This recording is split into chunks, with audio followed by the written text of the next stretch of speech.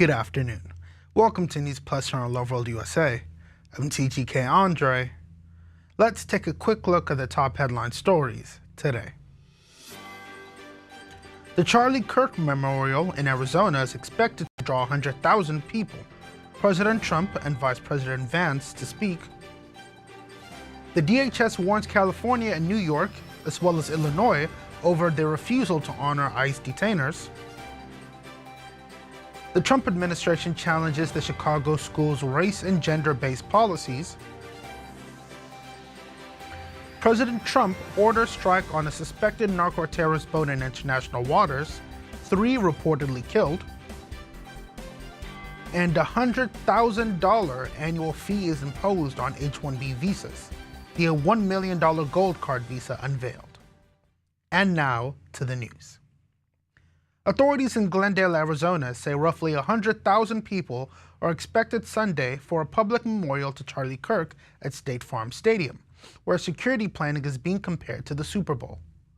The program is slated to feature remarks from President Donald Trump, Vice President J.D. Vance, and Kirk's widow, Erica, among others.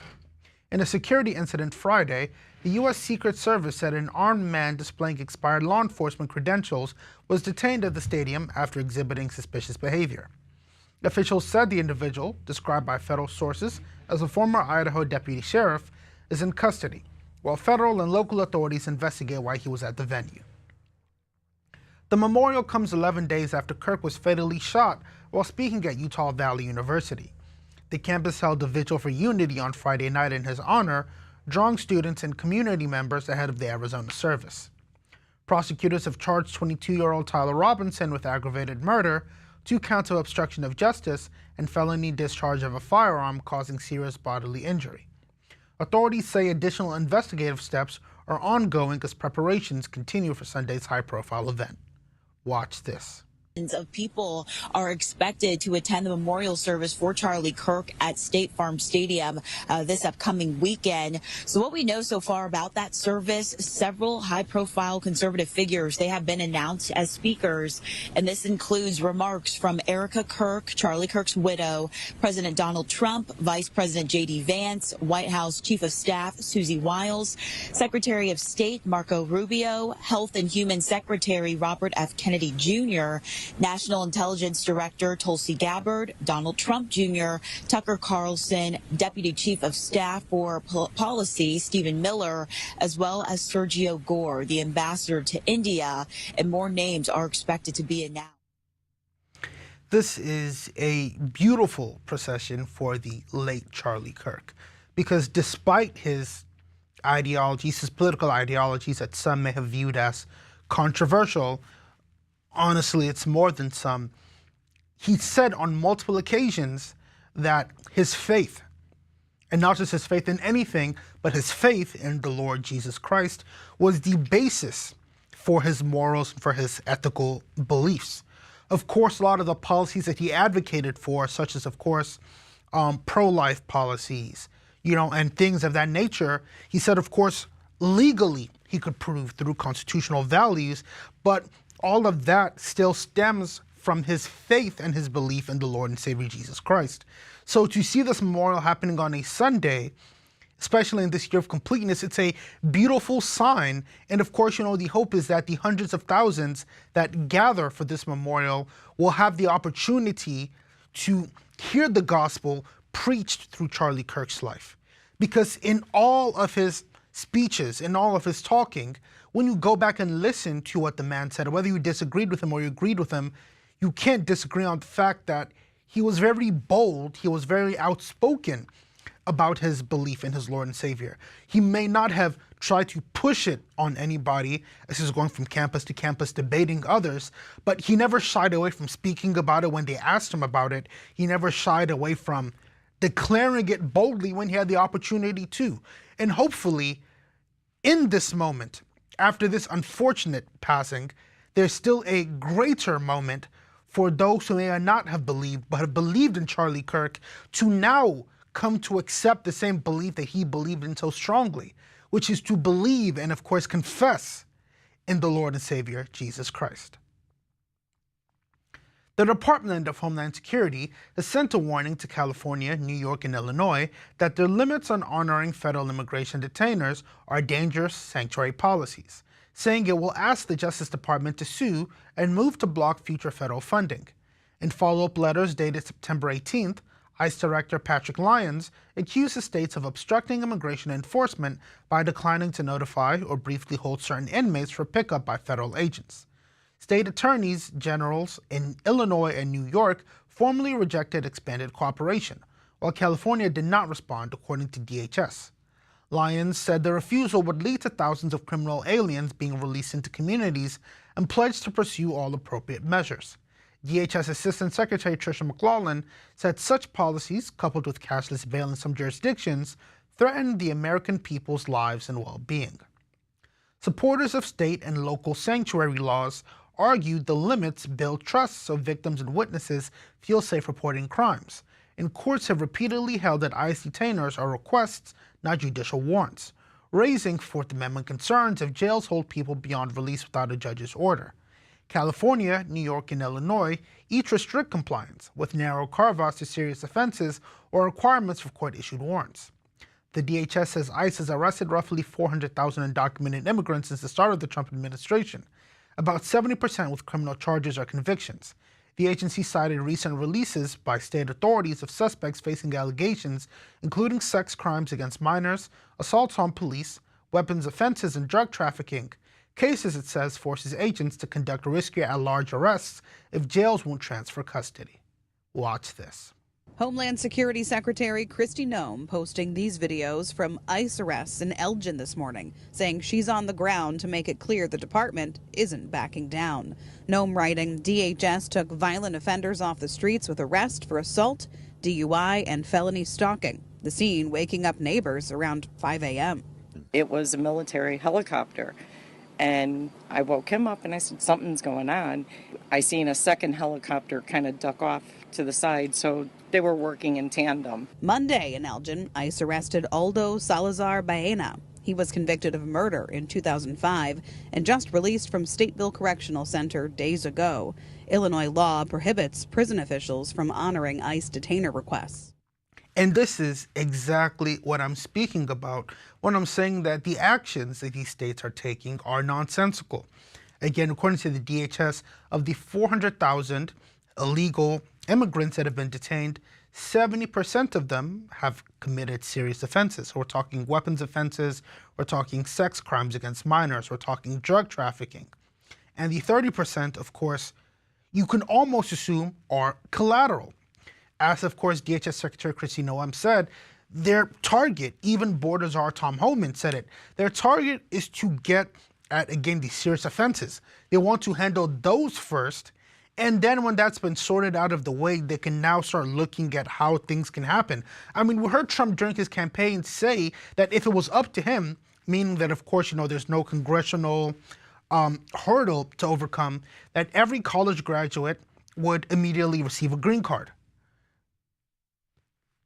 Again, you don't typically hear this kind of conversation coming from a conservative or somebody who's been viewed as a conservative, despite him switching from the Democratic Party to the Republican Party a few decades ago. But it goes to show you that Trump's problem isn't with those illegal aliens who are coming in and trying to make a better life for themselves. It's with the criminals, and then when you have these states protecting the criminals, not agreeing to work with ICE and the DHS and getting the criminals out of the country, you're trying to shoehorn the government into throwing the babies out with the bathwater. They just want the bathwater gone. But these states are literally refusing to pull the plug. Pun intended. So it's a situation where Trump wants people who are best for the country. Simple as that. But unfortunately, of course, due to President Biden's laxity on immigration and vetting, whether that came from TPS or just the border crossings that he allowed, the bathwater is still there, and now it's beginning to cause some issues to the baby. And of course, just to the entire bathing situation as a whole. So the issue that a lot of people think it is, especially liberals, they think that it's Trump and the conservative agenda. Truly, Some conservatives might think that way, but Trump himself, through his action and through his speech, has communicated that he wants to get the criminals out first, and then he'll pursue a different agenda for everybody else. If states like California, Illinois, New York would give him a chance, we could actually see a side of Trump that benefits the people that so many people have claimed that he's actually trying to harm. But again, due to the disruption and obstruction from those liberal agendas, we'll never know. The Education Department has moved to block Chicago Public Schools' Magnet School Assistance Program grant, alleging the district's Black Student Success Plan and transgender student guidelines violate federal anti-discrimination laws. In a letter posted by Secretary Linda McMahon, the Office for Civil Rights said the CPS's race-exclusive initiative solely serves Black students and deemed the district's gender identity policies facially discriminatory on the basis of sex. At stake is CPS's 5-year Magnet School grant, $15 million last year, under a program designed to promote desegregation and integration across social, economic, ethnic, and racial lines. The department said it will not certify CPS's grant and will non-continue funding unless the district adopts biology-based definitions of male and female, rescinds its current transgender participation and facilities rules, and revises the Black Student Success Plan to comply with federal law. McMahon also warned the magnet programs in New York City and Virginia's Fairfax County could face similar actions, saying protecting students' civil rights is non-negotiable. The department argued CPS's athletics and facilities policies fail to account for the feelings of safety and inclusivity of female students who are forced to play against males. CPS has 3 days to come into compliance, according to the letter. The district has not publicly detailed next steps. Its existing policies align with Illinois law and had been under federal review since spring. If CPS does not adjust its policies, the Education Department says the grant will lapse, escalating a broader clash over race-targeted supports and gender identity rules in K-12 schools. Now, when discussing this is something that you have to understand at the base level. The whole DEI issue, or the whole supporting one race issue, is understandable to an extent, but when you make it so brazen, especially under an administration like this, you run the risk of running afoul of Trump's very strong policies. Has there been discrimination against minorities in the past? Very much so. It's been documented by the government. It's been documented by nonprofit third parties who have no stake in the matter. And of course, it was also part of government policy to do such.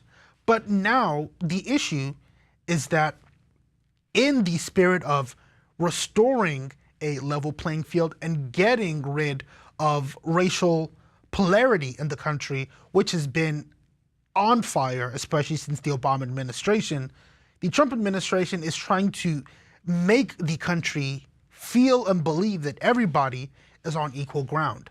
So instead of identifying yourself by the color of your skin first, you identify by your inward, your positive inward qualities, and of course, the commonality of being American. That's where his gear is seemingly grinding with a lot of these different policies. So now we have a policy that's specifically stated to be for, again, Black Americans, or of course the transgender policies, which of course, I mean, Trump has had his fair share of bouts with in the last few months. You're going to see the Trump administration cracking down on it heavily. Of course, the simple path to this is to take that grant and apply it across the schools. And then, of course, within the charter programs, you can have programs, because again, a lot of these things can be tracked by statistics, that would statistically support the African American students, rather than just having it again be a facial discrimination that would make the Trump administration easily be able to target it. But of course, if they want to fight on that hill that it has to specifically be for African American students, we will run into this issue again. President Donald Trump authorized what he called a lethal kinetic strike on a vessel allegedly tied to a designated terrorist organization and trafficking narcotics in the U.S. Southern Command Area of Responsibility. The attack occurred in international waters and resulted in the deaths of 3 men aboard the craft, according to the president. No U.S. forces were injured. Trump posted video of the boat exploding and said intelligence had positively identified the vessel as transiting a known smuggling route en route to poison Americans. He framed the strike as part of a broader crackdown on fentanyl and illicit drugs, adding in all caps, "Stop selling fentanyl, narcotics, and illegal drugs in America." The operation follows two recent U.S. strikes the administration says targeted Venezuelan cartels at sea, including one earlier this month that reportedly killed nearly a dozen suspected members of Tren de Aragua. In February, the administration designated several cartels, including Tren de Aragua and the Sinaloa cartel, as foreign terrorist organizations, a move that expanded authorities for sanctions and targeting. U.S. officials did not immediately release details on the platform used, the exact location, or the legal framework beyond terrorism designations and counter-narcotics authorities. Venezuelan leader Nicolas Maduro had previously denounced U.S. military actions near his country, while Secretary of State Marco Rubio has signaled more maritime strikes could follow. Watch this. Saying this morning, on my orders, the U.S. military forces conducted a second kinetic strike against positively identified, extraordinarily violent drug trafficking cartels and narco-terrorists in the Southcom area of responsibility. I want to play some of this video out as I read the remainder of the statement here on Live Now from Fox, as he says the strike occurred while these confirmed narco-terrorists from Venezuela were in international waters transporting illegal narcotics headed to the U.S. These extremely violent drug trafficking cartels pose a threat to U.S. national security, foreign policy, and the vital U.S. interest. The strike resulted in 3 male terrorists killed in action. No U.S. forces were harmed in the strike. Be warned, you are transporting drugs that can kill Americans. We are hunting you. The illicit activities by these cartels have wrought devastating consequences on American communities for decades, killing millions of American citizens. No longer. Thank you for your attention to this matter. This is a situation that we've seen Trump try to send hints to different foreign entities about. If you don't take action, if you haven't taken action in the past, we will offer you the ability to assist you in taking action against these cartels. Once again, Trump designated them as terrorist organizations. You knew that only one thing was coming. He was opening the floodgates for different types of actions that previous administrations wouldn't have taken to be taken against these organizations. Because obviously, we know about the opioid and the fentanyl crisis in America. That was one of Trump's first big pushes when he entered into this new administration, pushing against Canada and Mexico and sending out those tariffs as threats because they weren't doing enough to handle the fentanyl crisis on the border. So it's a simple situation where Trump hasn't seen enough action, as he would have liked, to stop them. Again, they were found on a known smuggling route, and it was confirmed that they were in transit to deliver fentanyl, as well as their narcotics package to the United States. So in the interest of seeing that the countries aren't doing enough, the security that's been in place isn't doing enough, Trump said to protect his people, he will take matters into his own hands, and we've seen the result.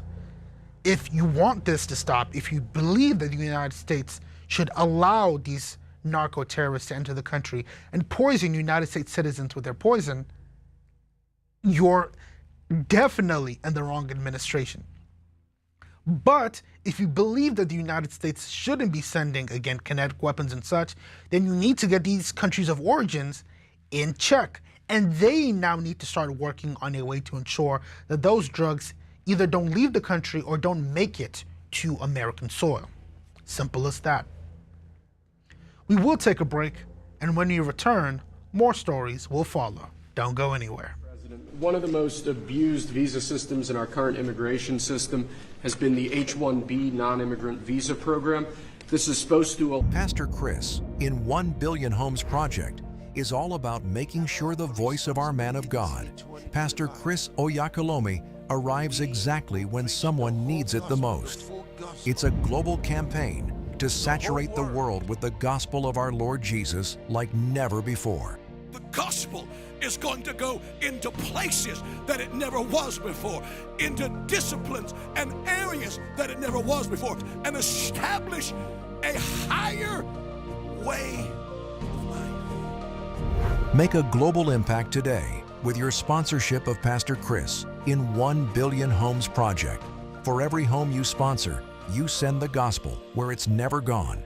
You become the reason someone receives life, a second chance, and finds Jesus. Through the dynamic Pastor Chris in 1 Billion Homes Project, we've been able to expand our global mission, touching more souls, more regions, and producing a wave of powerful testimonies from people whose lives have been forever changed. Your financial support as a Loveworld USA partner is not just generous, it's supernatural power for global impact. Let's keep sending the gospel into every home through the Pastor Chris in 1 Billion Homes Project. Sign up today and sponsor any of the following categories. It's time for you to give the right sacrifice, the right seed, because it's time for you to get the right harvest. You can sponsor Pastor Chris in 1 Billion Homes Project by calling or going on our website now.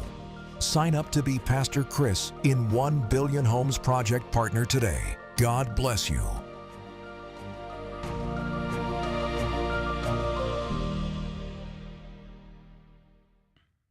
Welcome back. President Donald Trump has signed a proclamation imposing a $100,000 annual application fee for H-1B visas and launching a $1 million gold card visa that offers a path to U.S. citizenship after vetting. And also, a $5 million platinum card would allow up to 270 days in the U.S. without U.S. tax on non-U.S. income. The administration says that that tier would require congressional approval. Commerce Secretary Howard Lutnick said all big companies support the move and argued it will shrink H-1B usage below the 85,000 visa cap. The changes mark a dramatic jump from the current $215 H-1B filing fee and $10,000 to $20,000 investor visa costs. Lutnick said higher prices would push firms to train Americans while allowing companies to pay the premium for very sophisticated foreign hires. He also said the new gold and platinum cards would replace employment-based visas that traditionally provide green card paths for scientists, professors, artists, and athletes. Tech and immigration experts predicted swift legal challenges, calling the proclamation an attempted end run around Congress. Doug Rand, a former USCIS official, labeled the plan ludicrously lawless, while industry giants including Amazon, Apple, Google, and Meta did not immediately comment. Critics of H-1B who say the program undercuts U.S. wages applauded the move as a de facto curb on outsourcing via consulting firms. The announcement follows a sharp drop in 2024 H-1B lottery bids after anti-fraud rules limited each worker to a single entry. The administration says the fee shock will further reduce filings. Opponents counter that lawful employers in hospitals, universities, and startups will be priced out alongside body shops. Lawsuits are expected to test whether the White House can unilaterally impose such fees and redesign employment-based immigration without new legislation. Watch this. One of the most abused visa systems in our current immigration system has been the H-1B non-immigrant visa program. This is supposed to allow highly skilled laborers who work in fields that Americans don't work in to come into the United States of America. What this proclamation will do is raise the fee that companies pay to sponsor H-1B applicants to $100,000. This will ensure that the people they're bringing in are actually very highly skilled and that they're not replaceable by American workers. So it'll protect American workers, but ensure that companies have a pathway to hire truly extraordinary people and bring them to the United States. We need workers. We need workers. We need great workers. And this pretty much ensures that that's what's going to happen. I think, Sean, do you agree with that? Well, they're $100,000 per year. So the whole idea is no more will these big tech companies or other big companies train foreign workers. They have to pay the government $100,000, then they have to pay the employee. So it's just not economic. If you're going to train somebody, you're going to train one of the recent graduates from one of the great universities across our land, train Americans, stop bringing in people to take our jobs. That's the policy here, $100,000 a year for H-1B visas, and all of the big companies are on board. We've spoken to them about the gold card. They love it. They love it. They really love it. Well put. Of course, there will be some pushback to this. Some of the pushback will, of course, come from mostly hospitals in rural areas that typically rely on H-1B visas to staff those rural areas where most American workers would tend not to go. But you look at the unemployment rate in the United States, you look at the stories of college graduates, software engineering graduates who are looking for jobs, and you see why this executive order had to be passed according to the Trump administration. These big tech companies, I mean, we read the report of Microsoft. I mean, laying off about 100,000 workers and then filing for 100,000 or about 96,000 H-1B visas a few weeks later. It only makes sense to see something like this come out after that. It's even ironic that the fee is 100,000 per year, rivaling the numbers of American workers that Microsoft fired to try and replace them with H-1B visa workers that they know that they can pay less, because if they're working remotely, being paid American salaries, then they're living royally amongst their peers. And of course, even if they do come over to the United States, they're happy to work because now they're working in a better condition and a better environment for a more famed, in a more famed industry. So this is not a situation where Trump is at the back of these new grads who've complained. I mean, if you go online, you can read the stories for yourselves, or if you know somebody who's recently graduated, they'll tell you about how the job market has appeared in the United States. And this is Trump's push to combat it. If you're bringing in an H-1B visa worker now, we can be sure that they're the best of the best, because they have to be worth at least $100,000 starting before you even get to their pay, which should be in the six-figure range. So it's no more trying to undercut the American workforce by hiring cheaper labor. Now you know that if anybody comes in on an H-1B, that company clearly believes that they're more qualified, that they're willing to pay either double or more for their services rather than hiring an American worker that they can train in that field. So new grads, those who have been looking in the job market, that one's for you. And now we'll take a look at some of the stories that made the headlines this week. The Trump administration is steering nearly $500 million in federal funds to historically black colleges and universities and tribal colleges in a one-time boost that the Education Department says is financed largely by cuts to other minority-serving college programs, most of them for institutions with large Hispanic enrollment. Education Secretary Linda McMahon said the department recently eliminated about $350 million in grants it deemed unconstitutional because they were limited to schools meeting specific minority enrollment thresholds. According to the department, the shift amounts to a 48% one-time increase for HBCUs and more than doubles funding for tribal colleges and universities. In parallel, officials said roughly $60 million is being reallocated to charter schools and $137 million to American history and civics grants, following a January executive action directing more federal support towards school choice and civics initiatives. The administration said it is using the expanded discretion over discretionary funds afforded by this year's congressional stopgap spending bill to align outlays with the president's priorities. The White House also highlighted earlier steps to bolster HBCUs, noting that during Trump's first term, Congress added $250 million annually, and that a new executive action pledges a yearly White House summit, an advisory board, and other support for HBCUs. I'm somewhat perplexed, because from the reports I'd heard from CNN, from MSNBC, from different liberal outposts, Trump was doing away with DEI so that he could limit the African American access to education.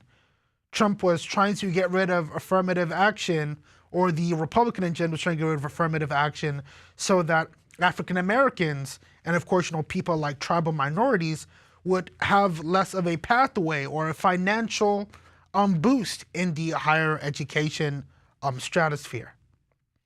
But this new economic boost that he's provided seems to speak the opposite. So unless the Trump administration is performing a masterful act of doublespeak, we can clearly see that this is what he's been about. In his first administration, he did add more money. The Congress, led by him, added more money to HBCUs. And now, of course, this is a one-time payment. Let me make that clear. His first administrative term, they added more money annually. This time it's a one-time payment.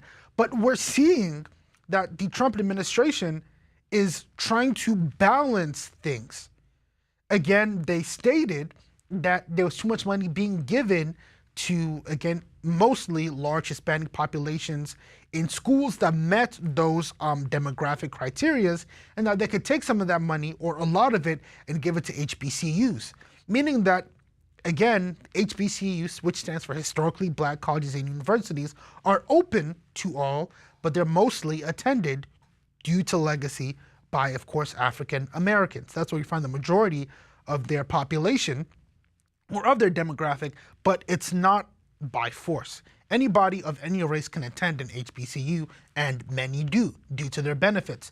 Peer Review being one of the best medical programs in the country, Howard having one of the best law and political science programs in the country, Spelman, of course, and its academic brilliance, and so on and so forth. But this just goes to show you that those who are trying to paint Trump as a racist, those who are trying to paint Trump as a race instigator or some sort of white supremacist, don't understand truly what he's for. He wants fairness and balance, and he wants the betterment of American society. And guess what? Better society. Education. Having a more educated workforce and populace will better it, especially in terms of minorities that have, again, politically suffered from education inequality due to government policies. But now the thing is that with HBCUs, there isn't a statistical goal that they need to reach for having minorities enrolled. It's just that a lot of minorities typically tend to attend HBCUs, and that's the difference between a DI program. An HBCU could be majority Caucasian if Caucasians decided to flood there, and it wouldn't be an issue. It wouldn't change your status. It's just that that's not the way that it works. But of course, HBCUs accept anybody, and that's what Trump is trying to push. As long as you have fairness in your enrollment, in your academic financial distributions, they don't have an issue with you. Let it be based on merit. And these HBCUs, as we have now seen, have been awarded these finances, of course, along with the Native American colleges. They've been awarded these funds based on merit. So maybe the DEI takedown wasn't a thing about race, but it was more a thing about merit. Who would have thought that? Apart from Loveworld USA, of course. Former federal prosecutor Maureen Comey has filed suit alleging she was abruptly and unlawfully fired from the Justice Department this summer without cause, without advance notice, and without an opportunity to contest it. Comey, the daughter of former FBI Director James Comey, seeks reinstatement and back pay, claiming her removal was politically motivated and violated constitutional and statutory protections. Comey spent nearly a decade in the U.S. Attorney's Office for the Southern District of New York, where she worked on high-profile matters, including prosecutions tied to Sean Diddy Combs, former Senator Bob Menendez, and the Jeffrey Epstein-Ghislaine Maxwell cases. According to the complaint, her dismissal came July 16, 2025, one day after the Southern District of New York asked her to lead a major public corruption case, and roughly 3 months after she received an outstanding performance review. The suit says she was notified by email that she was being terminated pursuant to Article 2 of the United States Constitution and the laws of the United States, with no stated cause and no process to challenge the decision. The filing cites then interim U.S. Attorney Jay Clayton as telling Comey the order came from Washington, without further explanation. It also recounts President Donald Trump's long-running criticisms of James Comey and notes that 2 months before her firing, far-right activist Laura Loomer urged on social media that Maureen Comey and her husband be removed from the DOJ. Her husband, Lucas Sakharov, voluntarily resigned in May, the suit says. After her ouster, Comey wrote colleagues that if a career prosecutor can be fired without reason, fear may seep into the decisions of those who remain. Do not let that happen. Named defendants include the Department of Justice, the Executive Office of the President, and Attorney General Pam Bondi, among others. The DOJ declined to comment on pending litigation. The complaint argues the government offered no legitimate explanation for the termination and contends her removal was driven by animus towards her father, amounting to unconstitutional retaliation. Honestly, with this being a developing story, what I can say is that hopefully, as more news comes out, and of course as the DOJ responds to the suit, we actually do find out the reason for Maureen Comey's filing, or for her firing, because as somebody who did receive the Outstanding Performance Review, who was just recently assigned to a case before her firing, and somebody who has, again, had a outstanding track record as a prosecutor, we would hope that there's a true, legitimate reason that's available to the public, because if not, it could potentially look to anybody who's on the outside without enough information like a politically motivated hit job. We'll be right back with more news. Be sure to stay tuned. It's easy to set up, quick to start, and packed with value. Smarter streaming starts here with the Alpha TV Stick. Just plug and stream anytime, anywhere. Discover a curated lineup of content designed to inspire, live broadcasts and global events, inspirational films and series, children's programming, healing and teaching sessions, all on demand. With millions of downloads worldwide, the Alpha TV app is transforming lives across the globe. And now, we're on a mission to reach 1 billion downloads of the Alpha TV app, and you can be part of it. Join the global wave with 1 billion Alpha TV app downloads worldwide. Bring the higher life into every home. Order your Alpha TV Stick today and experience smarter streaming. Alpha, the higher life is here. Welcome back. Fulton County District Attorney Fani Willis will remain barred from prosecuting the Georgia election interference case against President Donald Trump after the state Supreme Court declined Tuesday to hear her appeal. The ruling leaves intact the lower court's decision that Willis and her office must be removed due to misconduct concerns. The case will now be handed to the Prosecuting Attorney's Council of Georgia, which will assign an independent prosecutor to determine how to proceed. Willis said she disagrees with the decision, but confirmed she will begin transferring the case, expressing hope that the new prosecutor will continue it. President Trump's attorney, Steve Sadow, welcomed the ruling, saying the court correctly denied review and that it should end what he described as politically driven prosecutions against the president. Trump and 18 others were indicted in August 2023 under racketeering charges tied to alleged efforts to challenge the state's 2020 election results. Several co-defendants, including attorneys Kenneth Chesbrough, Sidney Powell, and Jenna Ellis, previously took plea deals in exchange for testimony. Trump has consistently argued the indictment was a partisan attempt to interfere in politics rather than a legitimate legal case. Watch this. Lower Court of Appeals ruling to disqualify from this case will remain in place, meaning her office can no longer move forward with prosecuting this case. Now, this all comes from the August 2023 indictment indicting President Trump and 18 other defendants who were accused of attempting to overturn the 2020 presidential election results. Now, DA Fani Willis was first removed from this case in December, and that is after President Trump and other defendants, they wanted her removed from this case after a judge said her romantic relationship with the former special prosecutor Nathan Wade created an appearance of impropriety. Defense attorneys for Trump and other defendants pushed for her removal after that relationship came to light. Again, this is a situation that shows that the left has tried to stop, hinder, and protest against President Donald Trump by any means necessary. I mean, of course, this lawsuit came out in 2023 over the 2020 election, and it's still being dragged out to now to see if there's a way to hinder President Trump's current political administration. And of course, due to some of the misconduct alleged against Fani Willis's office, now she's been put off the case, and hopefully the thing is that now with the Georgia Association of Prosecutors on the case being able to elect an attorney, we can now see that this is going to come out in a fairer light towards the president, because now there's no previously noted animus between whoever the GAP, the Georgia Association of Prosecutors, will pick against President Trump. So whatever ruling comes out, whatever the prosecution brings out, is more likely to be accepted by both parties, and it can finally put an end to an episode that has run on for 5 years too long. Senator Adam Schiff is reintroducing his Protecting Our Democracy Act, an updated package aimed at curbing what he calls executive overreach and strengthening congressional oversight. The measure builds on the 2021 version that stalled in the Senate and now adds new limits touching presidential pardons, tariff use, and emergency powers.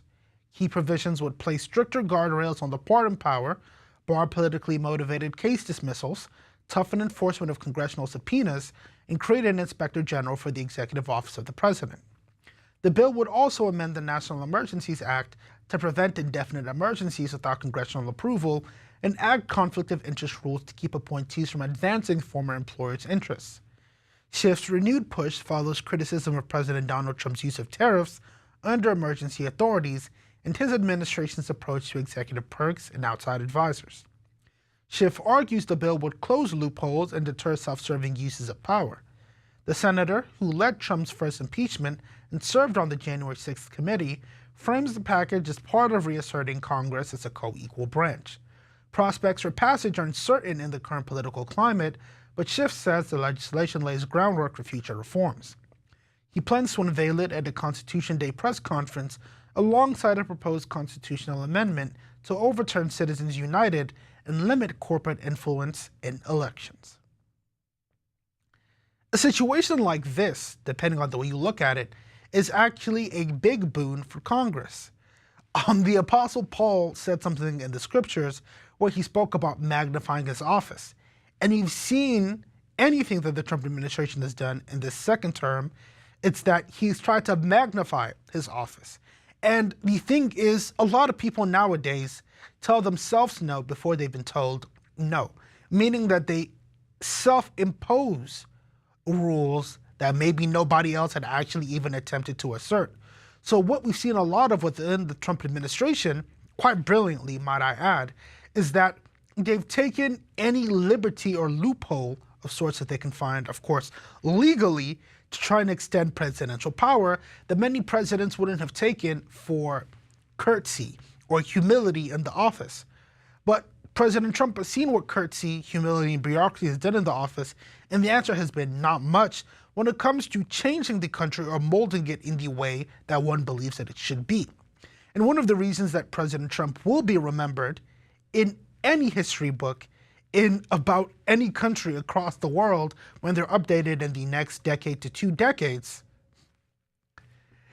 when they're updated, is for his ambition more than anything. He dared to challenge the status quo with global trade. He dared to challenge the status quo with global security. And now he's daring to challenge the status quo with national political procedure. He's taking it all the way until he's stopped either by court or by legal precedent. I mean, it's somebody who's exploring the bounds of what he can do. And genuinely, there's nothing wrong with it. If he does something wrong, the Constitution is there to hold him liable, and then it's up to Congress to remember what they were called for. It's up to the judicial branch to remember what they were called for in the co-equal creation of powers. But again, it was created because it's not that they're supposed to try and assert more power than another branch, but they have the right to if the other 2 branches won't stop them. So it's a game of give and take, a game of cat and mouse. And the beautiful part about it is with the co-equal separation of powers, the cat and the mouse is never determined until they're actually going at it. So of course, with Senator Schiff's proposal, we'll see how far Trump can extend the presidential powers, which will set a precedent for decades to come, and how much Congress can actually rein in and again operate truly as another co-equal branch. President Donald Trump began his second official state visit to the United Kingdom on Wednesday with a ceremonial welcome at Windsor Castle, greeted by King Charles III, Queen Camilla, and members of the royal family. The return honor, Trump also received a state visit in 2019, makes him the first elected political leader in modern times to be hosted twice. Escorted by Prince William and Catherine, Princess of Wales, the President and First Lady joined a carriage procession and reception before touring Windsor Castle and viewing items from the royal collection. The itinerary included a visit to St. George's Chapel, where Trump and advisors attended a service, listened to a children's choir, and laid a wreath at the tomb of Queen Elizabeth II. While the royal pageantry unfolded, thousands of demonstrators gathered in central London to protest the visit. Organized by the Stop Trump campaign, the crowd displayed placards critical of the president alongside Palestinian flags and planned to march toward Parliament later in the day. The White House said the trip aims to reaffirm the US-UK alliance and spotlight shared history ahead of America's 250th anniversary. The visit includes a state banquet, talks with Prime Minister Keir Starmer at Chequers, and a joint US-British military flypast. British officials said the Guard of Honor at Windsor Castle was the largest ever assembled for a state visit.